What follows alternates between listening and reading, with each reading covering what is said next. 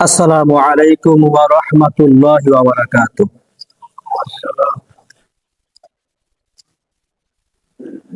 আলহামদুলিল্লাহ আলহামদুলিল্লাহি নাহমাদুহু ওয়া নাস্তাঈনুহু ওয়া নাস্তাগফিরুহু ওয়া নাউযু বিল্লাহি মিন শুরুরি আনফুসিনা ওয়া মিন সাইয়্যাতি আ'মালিনা মান ইয়াহদিহিল্লাহু ফালা মুদিল্লা লাহু ওয়া মান ইউদ্লিলহু ফালা হাদিয়া লাহু ওয়া নাশহাদু আল্লা ইলাহা ইল্লাল্লাহু ওয়াহদাহু লা শারীকা লাহু ওয়া নাশহাদু আন্না সাইয়্যিদানা ওয়া সানাদানা মুহাম্মাদান আবদুহু ওয়া রাসূলুহু أما بعد فأعوذ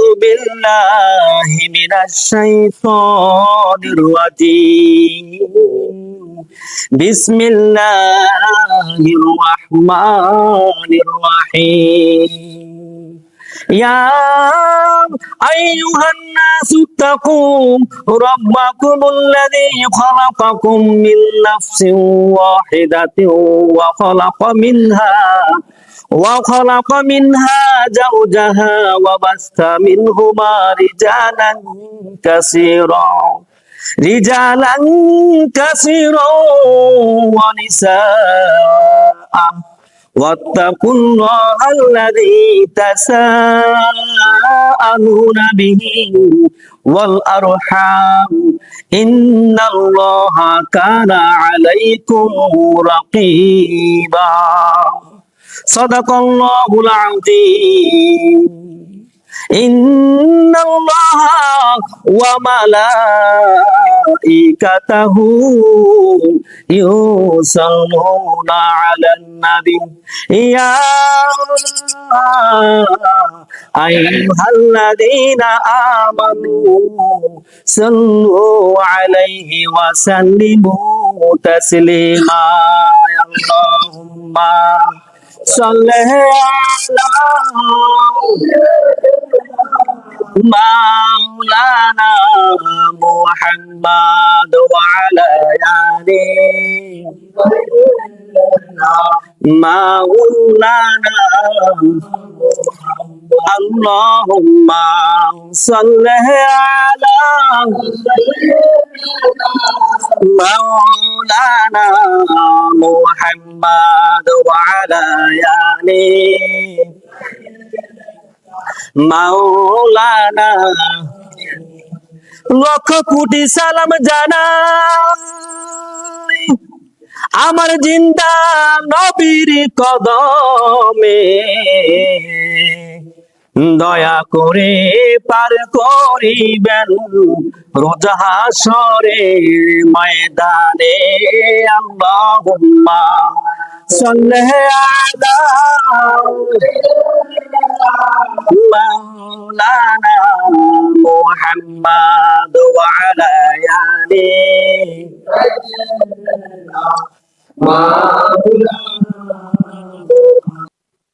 ইবাদত হলো দুই প্রকার। ইবাদত দুই প্রকার। এক প্রকার ইবাদত হলো হাক্কুল্লাহ, হাক্কুন নাস। হাক্কুল্লাহ মানে আল্লাহর হক, আর হাক্কুন নাস হলো বান্দার হক। ইবাদত দুই প্রকার। এক প্রকার ইবাদত মানুষে করে, কাউকে যদি কোনো ব্যক্তি সন্ত্রাস হয়, বড় অপরাধী হয়, আসামি হয়, তাকে ভয় করে, তাকে সম্মান করে, এটা হলো এক প্রকার ইবাদত। আরেক প্রকার ইবাদত হলো যেই ব্যক্তি একমাত্র আল্লাহকে ভয় করে, আল্লাহকে সন্তুষ্ট করার জন্য ইবাদত করে, এটা হলো আরেক প্রকার ইবাদত। ইবাদত দুই প্রকার। কিছু লোক আছে নামাজ পড়ে সমাজের ভয়ে, মানুষের ভয়ে। আমি যদি নামাজ না পড়ি সমাজ থেকে আমারে বয়কট করবে, আমি যদি নামাজ নাই পড়ি সমাজ থেকে আমাকে বাদ দেওয়া হবে, আমি যদি নামাজ না পড়ি সমাজের মানুষ আমাকে অপবাদ দিবে, আমাকে গালিগালাজ করবে, এই ভয়ে কিছু লোক আছে ইবাদত করে। এটা হলো এক প্রকার দুনিয়াবি ইবাদত। আর যে ইবাদত মানুষের জন্য নয়, মানুষকে খুশি করার জন্য নয়, একমাত্র আল্লাহকে খুশি করার জন্য, আল্লাহকে ভয় করে, কবরকে ভয় করে, জাহান্নামের আগুনকে ভয় করে, তারা যে ইবাদত করে এটা হলো আল্লাহর প্রতি ইবাদত করা, এটা হলো আরেক প্রকার ইবাদত। তাহলে ইবাদত হলো দুই প্রকার। আল্লাহ পাক রব্বুল আলামিন, আল্লাহ পাক রব্বুল আলামিনের যে হক আছে, যে ইবাদত গুলো আছে, যে আপনি আমি যদি নামাজ আমাদের ত্রুটি হয়, রোজা রাখার ক্ষেত্রে আমাদের ত্রুটি হয়, এমনি ভাবে ইসলামের আরো কিছু বিধিবিধান গুলো আছে, যদি এগুলো মানতে গিয়ে আমাদের ত্রুটি হয়, আমাদের ভুল হয়, ইচ্ছা অনিচ্ছায় যদি আমরা না করে থাকি, আল্লাহ পাক রব্বুল আলামিন তার অসীম রহমতের কারণে আমাদেরকে মাফ করতে পারে। সেটা হলো আল্লাহ পাকের এখতিয়ার। কিন্তু বান্দার প্রতি বান্দার যে হক থাকবে, যে আমার এক প্রতিবেশী, আমার প্রতিবেশীর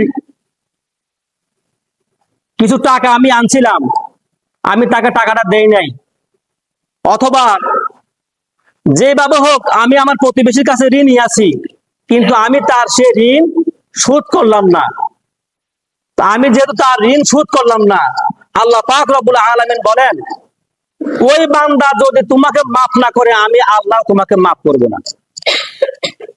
ওই বান্দা তোমাকে ক্ষমা না করলে, আমি আল্লাহ তোমাকে ক্ষমা করব না। কারণ এটা তো আমার হক না, এটা বান্দার হক। বান্দায় তোমারে ক্ষমা করলে আমি আল্লাহ তোমাকে ক্ষমা করব। আর আমার ইবাদত যেটা, সেটা তুমি বান্দা করো আর না করো, তুমি আমার কাছে ক্ষমা চাইছো, তওবা করছো, আমি আল্লাহ তোমাকে মাফ করে দেবো। সুবহানাল্লাহ। আপনি নামাজ পড়েন নাই, ইচ্ছা পড়েন নাই, অনিচ্ছা পড়েন নাই, যৌবনকালে শরীরে অনেক শক্তি, শরীরে অনেক শক্তি, বেদিশায় ঘোরাফেরা করছেন, মাতাল ছিলেন, গাঁজা খাইছেন, অন্যায় অপবাদ করছেন, বহুত কিছু করছেন, কিন্তু যখন আপনি জাহান্নামে চলে যাবেন, আপনি যদি আল্লাহ পাকের কাছে, সেখানে যদি আল্লাহ পাকের কাছে আপনি যদি চান যে আল্লাহ আমি তো দুনিয়ার জমিনে অন্যায় করছি, আমি কিন্তু ভালো কাজ করছি তোমার, আল্লাহ পাক চাইলে আপনাকে মাফ করে দিবে এবং জাহান্নাম থেকে আপনাকে জান্নাতি করে দিবে। সুবহানাল্লাহ। এটা হলো আল্লাহ পাকের বিধান। আল্লাহ পাক বলতেছেন, কিন্তু তুমি যদি আমার কোন বান্দার হক নষ্ট করে কবরের মধ্যে আসো, আমার ওই বান্দা তোমাকে মাফ না করলে আমি আল্লাহ তোমার ক্ষমা করবো না। সুবহানাল্লাহ। এটা হলো বান্দার হক। সেই জন্য আমাদেরকে বান্দার হকটা হিসাব রাখতে হবে। আল্লাহ ছাড় দেয়, বান্দা ছাড় না দিলে আল্লাহ আপনাকে ছাড় দিবে না। আজকে আমাদের সমাজে এক শ্রেণীর মানুষ আছে, যেই শ্রেণীর মানুষগুলো অন্যায় করে, অপরাধ করে, সন্ত্রাসী করে, মানুষের জমি দখল করে খায়, মানুষের টাকা পয়সা লুটপাট করে খায়, মানুষের গরু চুরি করে নিয়ে যায়, মানুষের কাছ থেকে চাঁদাবাজি করে, মানুষের কাছ থেকে টেন্ডারবাজি করে, দুনিয়ার এই সমস্ত অপকর্মগুলো করে সে অনেক বড় হয়েছে, কোটি কোটি টাকার মালিক হয়েছে। ওই ব্যক্তি যদি হজ করে, তার হজ আমার আল্লাহ কবুল করবে না। ওই ব্যক্তি যদি রোজা রাখে, আমার আল্লাহ তার রোজা কবুল করবে না। ওই ব্যক্তি যদি নামাজ পড়ে, আমার আল্লাহ তার নামাজ কবুল করবে না। অর্থাৎ ওই ব্যক্তির শরীরের মধ্যে যদি কোনো প্রকার হারাম কোনো অংশ ঢুকে থাকে, ওই ব্যক্তি দুনিয়ার জমিনে যত ইবাদত করবে, আমার আল্লাহ তার কোনো ইবাদত গ্রহণ করবে না, কবুল করবে না।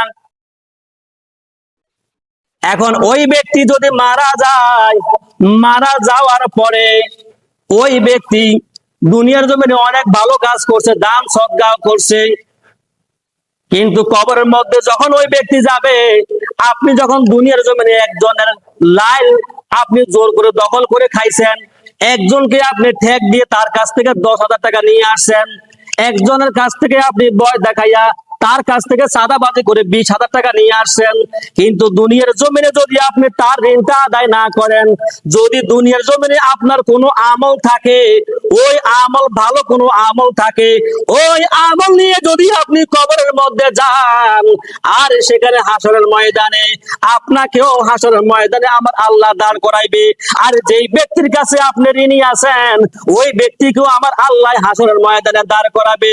এখন যেই ব্যক্তি ঋণী, ওই ব্যক্তি দুনিয়ার জমিনে তেমন কোনো আমল করে নাই, ওই ব্যক্তিও জাহান্নামে যাবে। এবার ওই ব্যক্তি আল্লাহর কাছে ডাক দিয়া বলবে, আল্লাহ দুনিয়ার জমিনে আমি বেশি আমল করি নাই, কথা ঠিক আছে, আমাকে তুমি জাহান্নামের সার্টিফিকেট দিয়েছো, কথা ঠিক আছে, কিন্তু আল্লাহ দুনিয়ার জমিনে আমি মজলুম ছিলাম।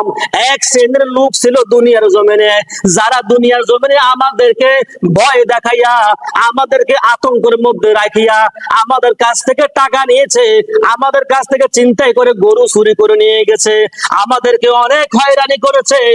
আল্লাহ তোমার কাছে আমার একটা আবেদন, আজকে আমি তার কাছ থেকে আমার ওই ঋণটা চাই। সুবহানাল্লাহ কন্যা, আজকে আমি তার কাছে আমার ওই ঋণটা আমি চাই, সে আমার কাছ থেকে ওই সময় যেটা নিছে আজকে আমি তার বিনিময় চাই।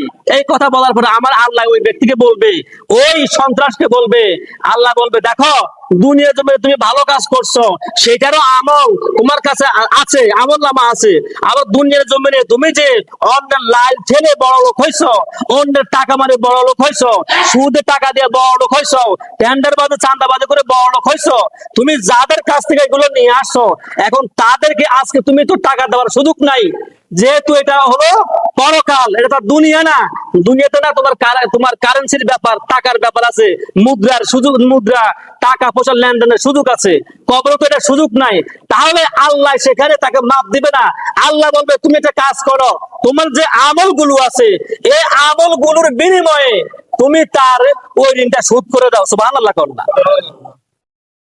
যখন এই ব্যক্তি দেখবে, আরে আমি তো হজ করছি, যাক আমি তো একটা আমল করছি, একটা ভালো কাজ করছি, এখন ওই যে ব্যক্তি আমার কাছে 10,000 টাকা পায়, আল্লাহ বলবে যে এখন তো তুমি তুমি পরকালে আসছো, কবর জগতে আসছো, এখন এই 10,000 টাকার বিনিময়ে তোমার হজটা ওই ব্যক্তিকে দান করে দাও। তখন এই তার হজটা ওই ব্যক্তিকে দান করে দিবে। তো এই ব্যক্তিকে দান করে দিলে এমনি ভাবে দুনিয়ার জমিনে যাদের কাছ থেকে সে টাকা নিয়ে আসছে, যাদের কাছ থেকে টেন্ডারবাজি করছে, যাদের কাছ থেকে চাঁদাবাজি করছে, এইভাবে যখন টাকাগুলো নিয়ে আসছে, এখন সে পরকালে কি দিবে? আমল দিবে। দুনিয়ার জমিনে যে ভালো কাজগুলো করছে বিনিময় সেগুলো দিবে। তো এগুলো দিতে যাই এক পর্যায়ে তার কাছে আর কোনো আমল থাকবে না। সুবহানাল্লাহ কন্যা, তখন তার কাছে আমল থাকবে না, আর ওই হেরা আমলগুলো নিয়ে যাবে। এরা আমলগুলো নিয়ে গেলে এখন এই ব্যক্তির কি হবে? যেহেতু তার কোনো আমল নাই, বদ আমল ছাড়া এই ব্যক্তি জাহান্নামে যাবে। এরপরেও কিন্তু শেষ হবে না, যেহেতু এখন তার আমল নাই, ঠিক আছে, কিন্তু আরো কিছু ঋণী আছে। সে দুনিয়ার জমিনে মানুষের কাছ থেকে কথা বলে, কুকথা বলে, দুনিয়ার জমিনে মানুষের কাছ থেকে টাকা পয়সা নিয়ে আসছে, দুইজনের মধ্যে মামলা লাগাই দিছে, মামলা লাগাই দিয়ে মাঝখান দিয়ে সে নিজে মুনাফা হাসিল করছে, দুইজনের মধ্যে ঝগড়া লাগাই দিছে, ঝগড়া লাগাইয়া দিয়া দরবার করতে দেয়া মাঝখান দিয়ে কিছু ফয়দা হাসিল করছে, কিছু টাকা হাসিল করছে। এখন এই মানুষগুলো তখন কবরের মধ্যে যখন তাদের সেই ন্যাক আমলগুলো দিতেই থাকবে, তাদের সব আমল দেওয়া শেষ। এরপরে যখন আরো কিছু লোক থাকবে যারা ঋণী, আল্লাহ বলবে এখন তুমি কি করবা? দুনিয়ার জমিনে দরবার করছো, দরবার করতে যায় দুই পক্ষের কাছ থেকে পয়সা খাইছো, এখন তুমি তো তার বিচার করো নাই, তুমি তো যে অন্যায় করছে তুমি তাকে বাহাবা করছো, যে সঠিক পথে ছিল সে তুমি তার প্রতি তুমি অবিচার করছো। এখন আজকে তুমি যে টাকা খাইছো, এখন তুমি তার ঋণ কিভাবে দিবা? এখন তো তার আমল নাই, আর সব দিয়ে দিছে। তখন আল্লাহ বলবো, বান্দা, ওই বান্দাকে বলবে, যে বান্দা নিরীহ ছিল, বলবে তোমার যে গুনাহগুলো আছে আজকে হাসরের ময়দানে তোমার গুনাহগুলো এই বান্দার কাঁধের মতো দিয়ে দাও। সুবহানাল্লাহ কন্যা, কারণ তুমি তো এখন আর সওয়াব দেওয়ার মতো ক্ষমতা নাই, সব তো শেষ। সারা জীবন তোমার জন্ম থেকে শেষ পর্যন্ত তুমি সারা জীবন অন্যায় করে গেছো, অপরাধই করে গেছো, মানুষকে ধোঁকাবাজে দিয়ে, মানুষের সাথে প্রতারণা করে, বাটপারি করে, সিটারি করে, টাকা পয়সা নিয়ে পাহাড় পরিমাণ টাকা তুমি গড়ছো। আজকে তো তুমি দুনিয়ার জীবনে বেশি একটা আমল করো নাই, যতটুকু করছো তা তো দিয়ে দিছো, কিন্তু এখন কি করতে করবা? এখন যারা ঋণী আছে তাদের ওই গুণাগুলো তোমাকে দিয়ে দিবে। এখন বাধ্য হয়ে তোমার তাদের গুণাগুলো নিয়ে তোমাকে বিনা হিসেবে জাহান্নামে যাইতে হবে। সবচেয়ে নির্লজ্জ থাকলে আমাদের দেশে বেশি আছে। রাসূলের একটা হাদিস আছে, ইজা লাম তাস্তাহি ফাসনা মা শিতা। যখন একটা মানুষ নির্লজ্জ হয়ে যায়, বেহায়া হয়ে যায়, তখন সে যা ইচ্ছা তাই করতে পারে। কথা বলেন ঠিক না ব্যাঠিক? একটা মানুষ যখন বেহায়া হয়ে যায়, নির্লজ্জ হয়ে যায়, তখন সে যা ইচ্ছা তাই করতে পারে। আর যখন সে যা করে সে মনে করে সব সে ঠিক করতেছে। একটা মানুষ অন্যায় করতে করতে তখন সে মনে করে কি ওই অন্যায়টাই তার কাছে সঠিক। একটা মানুষ পাপ করতে করতে তখন মনে করে কি ওই পাপটাই তার কাছে সঠিক। আজকে আমাদের দেশে বেহায়াপনা সবচেয়ে বেশি। আমাদের দেশে তৃণমূল থেকে শুরু করে সংসদ পর্যন্ত, পার্লামেন্ট পর্যন্ত আমাদের দেশে অবিচার চলতেছে, অন্যায় চলতেছে। গতকালকে আমি দেখলাম ফেসবুকে আমাদের দেশের এক সূর্য সন্তান, আমি তাকে সেলুট জানাই, যার নাম শরীফ ওসমান হাদি। সে অন্যায়ের কাছে আপোষ করে না, সে অন্যায়ের প্রতিবাদ করে, সে প্রত্যেক দলকে নিয়ে কথা বলতো। এমন একটা ছেলেকে কিছু খুনি, কিছু সন্ত্রাসী, যে খুনি সন্ত্রাসী গত 1 মাস আগেও জেলে ছিল, অথচ বিচারক কিছু টাকার বিনিময়ে, ক্ষমতার বিনিময়ে ওই খুনি সন্ত্রাসীদেরকে জেল থেকে বের করে দিছে।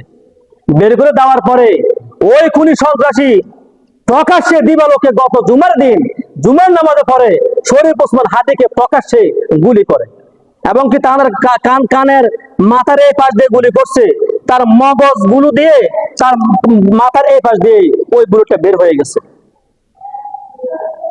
আজকে 1 সপ্তাহ পার হয়ে গেছে, অথচ ওই খুনিকে ধরতে পারে নাই, ওই সন্ত্রাসকে ধরতে পারে নাই। সন্ত্রাস যে দলের হোক, খুনি যে দলের হোক, আমরা তার প্রকাশ্যে ফাঁসি চাই। কথা বলেন ঠিক না ব্যাঠিক? খুনি সন্ত্রাস সে যে দলই করুক, যদি সে অপরাধ করে থাকে আমরা তার প্রকাশ্যে ফাঁসি চাই। আজকে যদি আমাদের দেশে ইসলামিক আইন থাকতো, কোরআনের আইন থাকতো, যদি হত্যার বিনিময়ে হত্যা প্রকাশ্যে 2-1টা ঘটনা প্রকাশ্যে ফেসবুকে মিডিয়া মানুষ দেখতো, তা আমার মনে হয় মানুষে যদি হত্যা করতো তাহলে চিন্তা ভাবনা করে হত্যা করতে হইতো, অন্তত প্রকাশ্যে এই হত্যাগুলো হইতো না। তা আমাদের দেশে এই অন্যায় অবিচার চলতেই থাকবে, কারণ আমরা এত পাপ করতে করতে এখন পাপকে আমরা সঠিক মনে করি, অন্যায় করতে করতে আমরা নিজেরাই এখন অন্যায়কে সঠিক মনে করি। আমাদের বিবেক এমন পর্দা চলে গেছে যে আমরা কাকে সরকার বানাবো, কাকে আমরা রাষ্ট্রে আনবো, আমাদের সেই মনুষ্যত্ব আমরা হারিয়ে ফেলছি। আমরা কখন হারিয়ে ফেলি? যখন ভোটের আগের দিন রাত্রে আমাকে আপনাকে 500 টাকা দিয়ে দেয়, এই 500 টাকা দেওয়ার বিনিময়ে আমাদের ইমান তখনই বিক্রি হয়ে যায়। কথা বলেন ঠিক না ব্যাঠিক? ঠিক না ব্যাঠিক? কথা বলেন। 500 টাকার বিনিময়ে আমরা কাকে ভোট দিচ্ছি? একটা সন্ত্রাসকে ভোট দিচ্ছি, শুধু 500 টাকা পাওয়ার কারণে। অনেকে বলে কি হারে আমাকে 500 টাকা দিচ্ছে, সে তো আমাকে দেয় নাই, আমি তাকে ভোটটা দিব। আমাদের দেশে তো এখন 500 টাকার কাছে আমার মতো আপনার মতো মানুষ বিক্রি হয়ে যায়। আজকে আমাদের দেশে অন্যায় অত্যাচার এগুলো চলতেছে। এই যে আজকে আমাদের দেশ এই 1.5 বছর দেখছে যে পরিমাণ মানুষ গুম হয়েছে, খুন হয়েছে, হত্যা হয়েছে, আমার জীবনে আমি এই পরিমাণ আর দেখি নাই।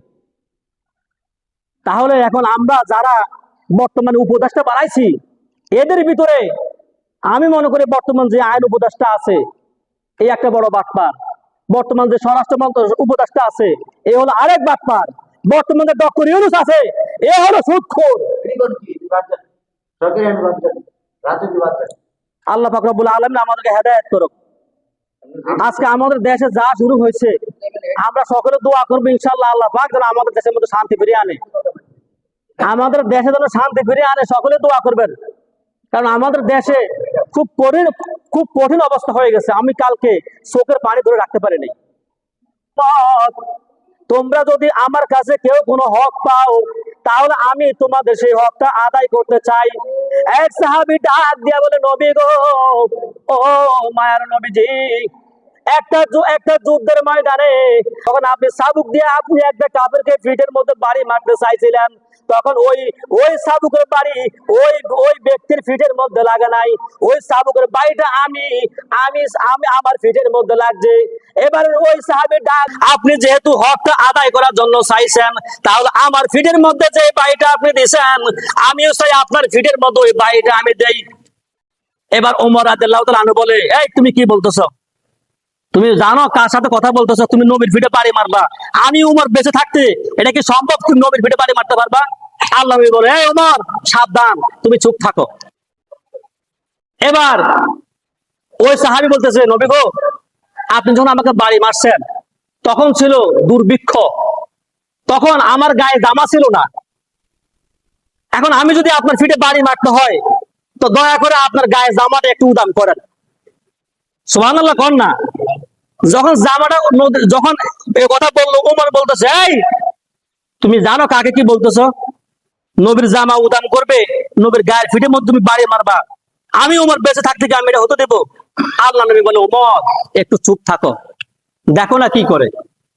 পরে আমার দয়াল নবী যখন গায়ের জামাটা যখন উঠাই ফেলাইলেন, গায়ের জামাটা উঠানোর পরে এবার আমার দয়াল নবীর পিছন দিয়া ওই সাহাবী পিছন দিক থেকে ধরে আমার নবীর পিছনে বাম পাশে একটা মোহর নবুয়ত আছে, ওই মোহর নবুয়তের মধ্যে একটা সুমা লাগাই দিয়েছে। সুবহানাল্লাহ কন্যা সুমা লাগাই ডাক দিয়ে বলে, নবী গো, আমি যে একটা নাটক করলাম, বাহানা করলাম, এই জন্য আপনি আমার ক্ষমা করে দিয়েন।